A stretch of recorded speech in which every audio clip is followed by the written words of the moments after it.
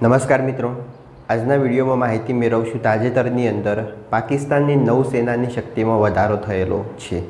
ચીન દ્વારા એક સબમરીન તૈયાર કરવામાં આવી અને પાકિસ્તાનને સોંપવામાં આવી।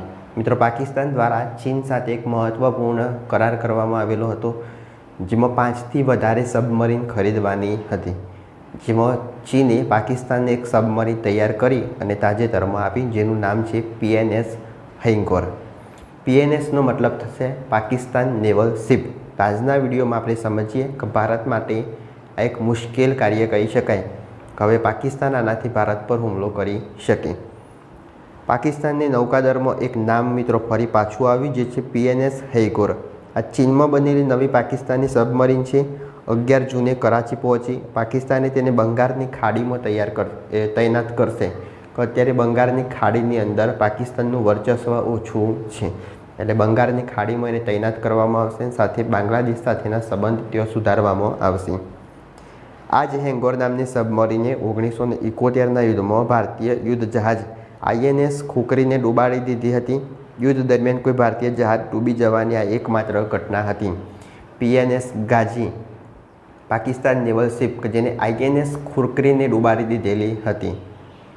અત્યારે તમે જાઓ ગીર સોમનાથમાં ગીર, તો ત્યાં આગળ તમને INS ખુરકી જોવા મળશે, કાચની અંદર પેક કરેલી। એનું મ્યુઝિયમ બનાવવામાં આવેલું છે કે જેના કેપ્ટન હતા એ INS ખુરકરી જહાજને છોડવા તૈયાર ન હતા અને એની સાથે જ એમનું મોત થયેલું હતું। પાકિસ્તાની સબમરીન દ્વારા હુમલો કરી, જેનાથી આ ભારતીય એટલે કે ઇન્ડિયન નેવલ શિપ INS ખુરકી ડૂબી ગયેલી હતી। 1971નું યુદ્ધ કે જેની અંદર ભારત બાંગ્લાદેશનો જન્મ થયો। આ યુદ્ધની અંદર સમજીએ હવે હૈંગોર સબમરીનને 50 વર્ષ પહેલાં ભારતીય યુદ્ધ જહાજને કેવી રીતના ડૂબાડ્યું। તો 1971ના યુદ્ધ દરમિયાન 6 ડિસેમ્બરે ભારતીય નૌકાદળને જાણ થઈ કે એક પાકિસ્તાની સબમરીન PNS હૈંગોર દીવ નજીક હાજર છે। જવાબમાં ભારતે એન્ટી સબમરીન યુદ્ધ જહાજ INS ખુરકી અને INS કૃપાણને તે વિસ્તારમાં મોકલ્યા। પણ PNSનો અર્થ થાય પાકિસ્તાન નેવલ શિપ અને INSનો અર્થ થશે ઇન્ડિયન નેવલ શિપ। PNS હૈંગોરમાં 25 કિમી દૂર સુધી યુદ્ધ જહાજને શોધી કાઢવાની ક્ષમતા હતી। આ એક સબમરીન હતી, પાણીની અંદર 25 કિલોમીટર સુધી એની રેન્જ હતી, જ્યારે ભારતીય જે INS ખુરકી હતી એની પાછળ 2.5 કિલોમીટરની ક્ષમતા હતી કે 2.5 કિલોમીટર સુધી જ કોઈ જહાજ હોય તો એને ઓળખી શકે। હૈંગોરે ખુરકી અને કૃપાણને વિશે પહેલેથી જ ખબર હતી, તેને બંનેના નજીક આવવાની રાહ જોઈ।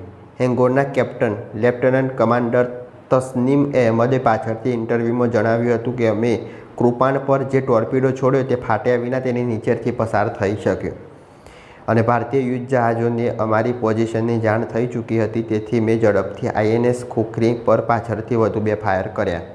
એટલે INS કૃપાણ પર પણ હુમલો કરવામાં આવેલો હતો અને INS ખુરકી પર પણ હુમલો કરવામાં આવેલો હતો, જેમાં INS ખુરકી ડૂબી ગઈ।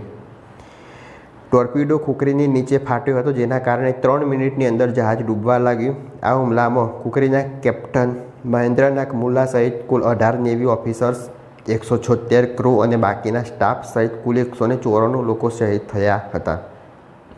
અત્યારે આ જે INS ખુરકી છે તમે તો જોવા મળશે ગીર।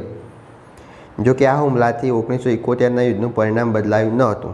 બંગાળની ખાડીની અંદર જે પાકિસ્તાન દ્વારા હુમલા કરવામાં આવતા હતા, પણ ભારત દ્વારા આ તમામ હુમલાઓ નિષ્ફળ કરવામાં આવ્યા।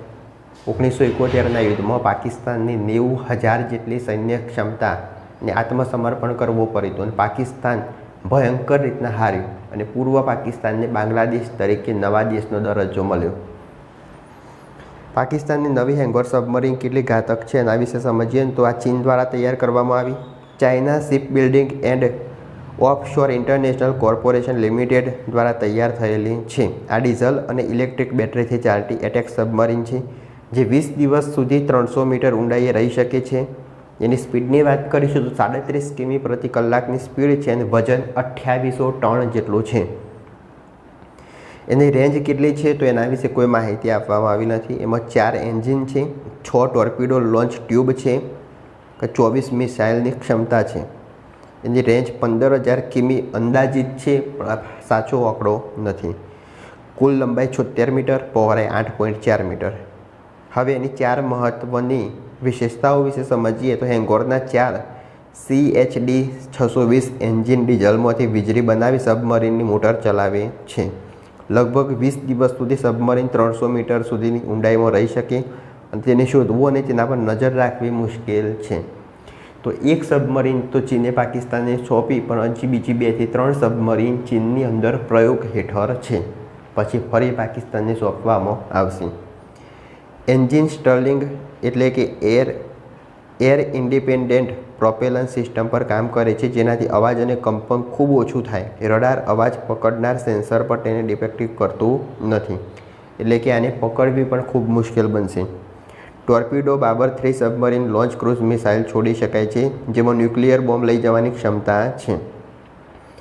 જમીન પર પણ આનાથી હુમલો કરી શકાય છે. એટલે 2015માં પાકિસ્તાને ચીન પાસેથી લગભગ $5 અબજ 8 હેંગોર સબમરીનનો સોદો કર્યો હતો 2015માં. એના પછી હાલમાં પાકિસ્તાન નેવીને પ્રથમ હેંગોર સબમરીન મળી છે. અન્ય 3 સબમરીન દરિયામાં ટ્રાયલ ચાલી રહેલું છે. પાકિસ્તાનની 4 સબમરીન પાકિસ્તાનમાં જ બનાવવામાં આવશે.